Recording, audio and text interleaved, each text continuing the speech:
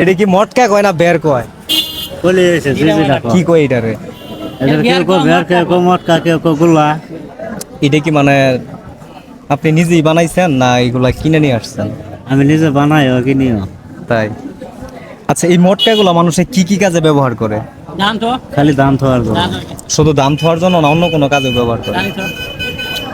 দাম তো তো আচ্ছা, এটা মানে প্রাইস কত? পয়সা ঠিক নাই কে 2000 বেশি 1500 বেশি। 2000 বেচেন, 1500 বেচেন। তাহলে এটার মধ্যে আপনার মানে এটা দৈনিক কয়টা করে বানান যায়? দৈনিক বানান নাকি আপনার ইয়া মানে কতদিন লাগে একটা মটকা বানাইতে? 2 দিন 2 দিন সময় লাগে। আর এটার মধ্যে বাঁশ কয়টা যায়? 3 3টা বাঁশ যায়। এটা আপনার কি বাঁশ দিয়ে বানানো লাগে মটকাটা? মরল বাস তাহলে আপনি মটকাটা কই থেকে নিয়ে আসছেন? মানে আপনার নিজের বাসা কোন থেকে? কালীবাড়ি। কালীবাড়ি থেকে এখানে আসছেন। এটা কি আজকে প্রথম নিয়ে আসছেন না এর আগে নিয়ে আসছেন? আরো আছে। ও মানে না, এর জন্য জিজ্ঞাসা করলাম যে আসলে এই ধান কাটামারির সিজন তো শেষ, এখন তো অনেকে ধান টান বিক্রি করে ফেলাইছে, তারপরে চাউল ভাঙায় রাখছে, কিন্তু হঠাৎ করে এই সময় যে এর জন্য আপনার এই বিষয়টা নিয়ে বললাম। ঠিক আছে, এটার আরেকটা জানি কি কয়? ভের না?